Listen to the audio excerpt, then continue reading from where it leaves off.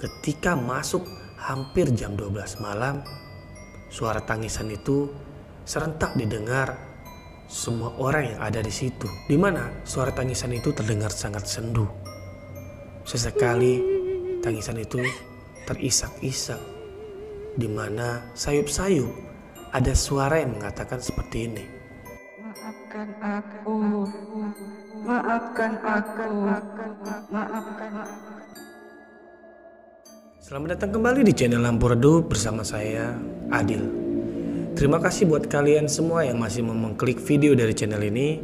Dan buat kalian yang baru pertama kali menonton dari channel ini, jangan lupa subscribe, karena subscribe itu gratis. Like dan komen karena bentuk dari dukungan kalian itu sangat membantu channel ini untuk bisa lebih berkembang lagi. Ya, seperti biasanya sebelum kita masuk ke jalan ceritanya, saya akan memberikan sedikit gambaran cerita yang akan saya bawakan pada episode kali ini, yaitu tentang seorang siswi yang mati bunuh diri dan dia beberapa hari masih sekolah seperti biasa. Namun keadaan dirinya atau sifat dia itu berbeda dari dirinya yang asli. Jadi yang datang ke sekolah ini katakanlah itu adalah korinnya. Tidak perlu banyak basa-basi lagi, kita masuk ke jalan ceritanya dan cerita horor kita mulai.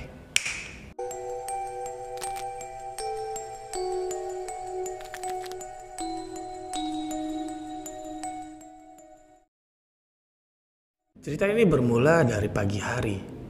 Sebut saja nama wanita ini adalah Indri. Indri saat itu baru saja memasuki gerbang sekolahnya. Dan dia mendapati temannya hanya berdiri saja di depan kelas, yaitu yang bernama Via. Dia melihat teman dekatnya ini yang bernama Via berdiri di depan pintu kelasnya. Ia menyapa, namun anehnya Via pada pagi hari itu tidak merespon sapaan dari si Indri. Namun Indri yang menganggap mungkin saja Via ini sedang ribut dengan pasangannya atau mempunyai masalah internal lainnya, sehingga Indri tidak ambil pusing dan masuk saja ke kelas sambil mengajak Via yang masih berdiri saja di depan pintu. Namun ketika Indri berpaling untuk menaruh tasnya di atas meja tempat biasa ia duduk, lalu ia melihat kembali lagi ke arah Via. Namun Via kala itu sudah tidak ada lagi. Indri bertanya-tanya di dalam hati, kemana ini anak? Apa jangan-jangan dia bolos lagi? Ya, biasanya Via ini sering bolos keluar dari sekolahan atau ia bersembunyi di salah satu ruangan karena sekolahan mereka ini memiliki 4 lantai, di mana 3 lantai dari 1, 2, 3 itu dipakai. Sedangkan lantai 4 itu sudah kosong lama karena kurangnya siswa dan siswi di sekolahan ini. Sehingga sekolah ini hanya sampai 3 lantai saja yang terisi. Karena Indri yang paham betul dengan sifat dari Via ini, ia tidak mau ambil pusing. Indri melanjutkan saja kegiatan sekolahnya dari pagi sampailah pulang sekolah. Sesampai pulang sekolah pun, Via juga tidak tampak. Lalu ia bertanya dengan teman sekelasnya, kalian nampak nggak Via di mana? Soalnya tadi pagi Via itu berdiri di depan kelas. Enggak tuh, jawab dari salah satu murid. Sama saja. Ternyata beberapa kali si Indri bertanya, tidak ada satupun yang melihat Via di depan pintu kelas. Lalu ia membuka handphonenya untuk menelpon Via. Namun di teleponnya itu hanya memanggil, tidak berdering. Berarti HP Via mungkin saja lowbat atau sedang tidak ada sinyal. Indri pun mengirim pesan, Via, kamu di mana? Namun hanya centang satu. Ya sudah, Indri pun pulanglah ke rumahnya. Sesekali ia melihat handphonenya berharap Via membalas pesannya. Namun sampai malam hari tidak ada respon dari Via. Singkat cerita, kini hari sudah pagi kembali, di mana Indri melanjutkan lagi pergi sekolah. Sesampai di depan gerbang sekolah, dari jauh ia melihat Via berjalan dengan pelan memasuki gerbang sekolah. Saat itu Indri sedang berada di seberang sekolah. Jadi ia melihat ke kiri dan ke kanan untuk menyeberang. Sesampai ia di depan gerbang sekolah, ia mencari Via namun Via sudah tidak ada lagi di pandangannya. Jadi Indri pun berpikir, mungkin saja Pia sudah masuk ke dalam kelas. Jadi ia tidak berlari, ia jalan santai saja sampai masuk ke dalam kelas. Namun sesampai di dalam kelas, apa yang ia lihat? Pia tidak ada di dalam kelas. Bahkan tas dan atribut lainnya seperti buku atau pena tidak ada di situ. Meja Via kosong. Lalu ia bertanya dengan beberapa teman yang ada di situ. Karena di kelas itu belum full anak murid masuk. Kalian tadi apa melihat Via? Mereka sontak bergeleng, menandakan tidak satu pun dari mereka melihat Via di dalam kelas. Indri membuka handphonenya dan menelpon lagi. Ini anak kok bandel sekali. Jangan-jangan ia ribut dengan pacarnya. Karena beberapa hari sebelumnya Via itu pernah cerita atau curhat bahwa ia sedang ribut dengan pasangannya, di mana saat itu mungkin masalah mereka sedang sangat serius. Namun Indri tidak berani menggali lebih jauh karena Via ini ada beberapa hal yang memang ia tutupi. Indri masih saja menelpon namun tidak ada respon dari Pia. Sebenarnya di dalam hati Indri ini kesal karena buat apa bersedih, buat apa nakal hanya karena laki-laki. Sedangkan kita juga masih sekolah, masih sangat panjang masa depan. Untuk apa bersedih dengan cinta monyet, pikir Indri. Lalu jam mengajar pun berlangsung, di mana Pia di jam ajar 1, 2 sampai keluar main, Pia juga tak kunjung ada masuk ke dalam kelas. Indri masih bertanya-tanya terus, ini anak kok bolosnya keterlaluan.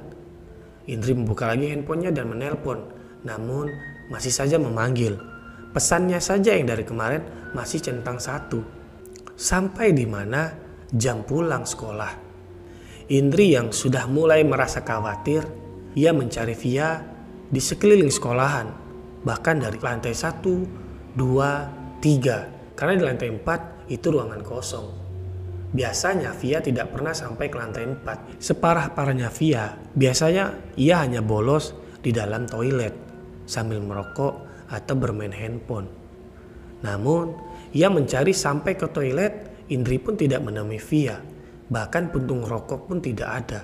Saat itu Indri tidak dijemput oleh orang tuanya, jadi ia mempunyai banyak waktu untuk mencari Via. Setelah keseluruhan sekolahan dia sudah cari, namun tidak dapat ia menemui Via, ia menunggu di depan pos satpam.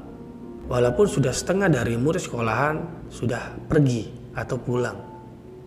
Mungkin saja Via sudah pulang, namun ia mencoba untuk menunggu sampai murid terakhir yang keluar dari sekolahan. Sambil Indri menunggu di pos satpam, ia melihat sekitar, baik itu ke lapangan, ke toilet, bahkan ke lantai 1 sampai lantai 4. Nah, ketika ia melihat di lantai 4, apa yang ia lihat itu seperti ada sekelebat bayangan berjalan.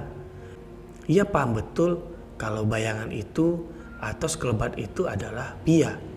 Karena Via ini adalah teman yang sudah sangat lama berteman dengan Indri. Bahkan jika dijejerin banyak orang dan ia hanya melihat dari belakang, ia tahu Via itu yang mana. Bergegas berlari sampailah ke lantai 4. Namun karena lantai 4 itu sudah berdebu, kotor, tak terurus, ia berjalan pelan sambil berteriak memanggil Pia. Pia, Pia, apakah itu tadi kamu? Tak ada jawaban dari Via. Lalu si Indri berjalan pelan menyusuri sepanjang lantai 4 itu. Ia tidak berani melihat ke dalam ruangan karena beberapa ruangan itu terkunci dan ada juga yang terbuka saja. Namun di dalam itu hanyalah bangku dan meja yang sudah rusak. Indri yang terus berjalan dari ujung kiri sampai ke ujung kanan lantai 4. Ia tidak mendapati ada Via di situ. Walau memang Indri tidak melihat secara utuh setiap ruangan. Ia hanya berteriak memanggil saja karena ia berpikir kalau memang itu adalah Via, pasti Via akan menyaut. Mana mungkin ia bersembunyi. Beda halnya kalau aku ini adalah pacarnya. Begitulah pikir Indri. Lalu Indri pun turun kembali sampai kembali ke pos satpam. Karena ia sudah terlalu lama di sekolahan, bahkan mungkin sudah 1,5 jam ia menunggu. Ya sudahlah, Indri sudah mulai lapar dan ia pun memesan ojek online. Dan ia pun pulang ke rumah. Singkat cerita, pada malam hari tiba-tiba handphone dari Indri ini berbunyi. Ya, itu adalah pesan dari Via.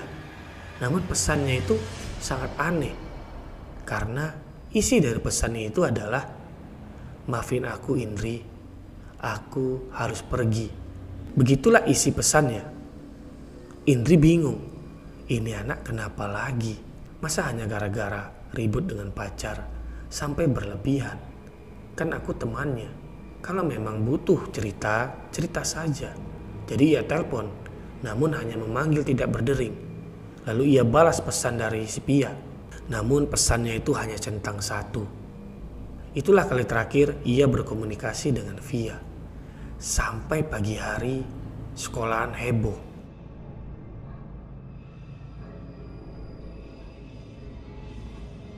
Hebohnya kenapa?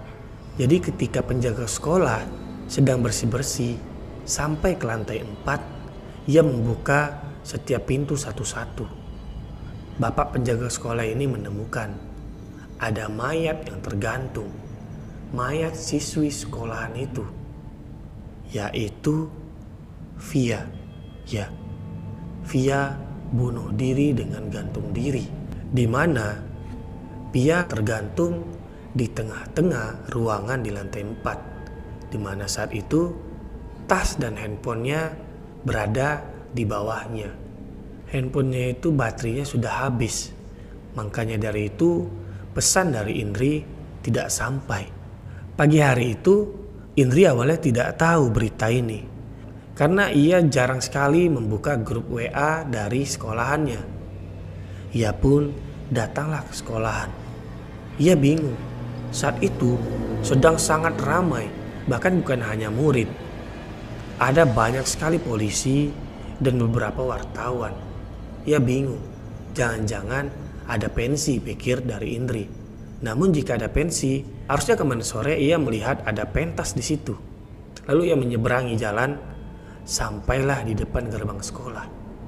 Ia mendengar ada siswi meninggal, ada siswi mati bunuh diri. Ada siswi mati bunuh diri. Dia langsung sontak kaget. Siapa itu? Saya mendengar semua desas-desus kiri dan kanan, di mana ada siswi yang mati bunuh diri. Firasatnya itu langsung berpikir, mungkin saja itu adalah Via. Dan tidak lama kemudian, benar, Via lah yang bunuh diri. Lalu ia berlari ke TKP, di mana Via masih tergantung kaku di tengah-tengah ruangan lantai 4. Ia menangis sejadi-jadinya. Ia sangat menyesali bahwa ia tidak cukup baik sebagai teman Via. Saat itu ia hanya mendengarkan saja tanpa memberi solusi. Karena pada beberapa hari sebelumnya ketika Via curhat tentang pasangannya, ia hanya bilang, "Sabar ya Via, yang namanya pacaran, saatnya enak ya enak. Namun ketika kita sedang sakit hati karena tingkahnya, kita harus terima saja. Tidak perlu diambil hati. Terlebih kita ini masih anak sekolahan." Namun masukan dari Indri tidak digubris oleh Via yang masih dimabuk oleh cinta. Dan singkat ceritanya, prosesi penguburan pun berlangsung, di mana Via dikubur pada sore hari. Lalu setelah sekolahan itu heboh, Via gantung diri, kini sekolahan itu mulai aneh. Karena ketika malam hari, penjaga sekolah kerap kali mendengar ada suara wanita menangis. Baik itu di dalam toilet atau di dalam ruangan sekolahan. Entah itu lantai 1, 2, sampai lantai 4. Dan itu berpindah-pindah. Sampai di tengah malam, penjaga sekolah itu sampai risih. Karena suaranya itu bergema dimanapun, bahkan sampailah azan subuh. Karena kejadian seperti itu, penjaga sekolah itu komplain. Ia pun melapor ke kepala sekolah. Namun kepala sekolah itu tidak percaya. Sampai di mana kepala sekolah, penjaga sekolah dan beberapa guru menginap di sekolahan pada malam hari itu untuk membuktikan apa yang dikatakan penjaga sekolah ini benar.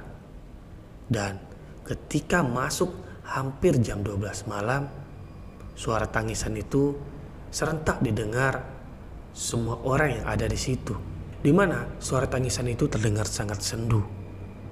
Sesekali tangisan itu terisak-isak, di mana sayup-sayup ada suara yang mengatakan seperti ini. Maafkan aku, maafkan aku, maafkan aku. Selama 40 hari, hampir setiap malam, suara itu ada. Sehingga penjaga sekolah itu tidak berani tidur sendiri dan ia memilih untuk menginap di kontrakan yang ada di dekat sekolahan. Setelah 40 hari, saat itu penjaga sekolah wajib disuruh oleh kepala sekolah menginap di sekolahan itu karena untuk menjaga beberapa barang untuk pensi besok pagi. Sehingga ia mau tidak mau menginap di situ. Namun syukurnya ketika malam hari atau ketika tengah malam suara itu tidak ada. Sehingga penjaga sekolah merasa hatinya sudah mulai tenang. Oh, mungkin saja setelah 40 hari suara ini sudah tidak ada. Dan benar saja, suara itu hanya sesekali terdengar sampai saat sekarang. Dan kini Indri sudah lama tamat dari sekolahan itu, namun cerita Via yang gantung diri itu masih menjadi urban legend di sekolahan itu. Karena cerita ini dirangkum baik itu dari Indri, nama samaran pastinya, dan penjaga sekolah, di mana penjaga sekolah itu berkata hanya sesekali saja terdengar suara rintihan tangis seorang wanita dan cerita pun selesai. Oke, terima kasih buat kalian yang masih menonton sampai di detik ini. Bagaimana ceritanya? Sangat tragis karena ia memilih bunuh diri hanya karena cinta monyet. Sebelum saya tutup video ini, untuk kalian yang baru pertama kali nonton dari channel ini, jangan lupa subscribe karena subscribe itu gratis. Like dan komen karena bentuk dan dukungan kalian itu sangat membantu channel ini untuk lebih berkembang lagi. Dan sampai jumpa di cerita-cerita lainnya. See you.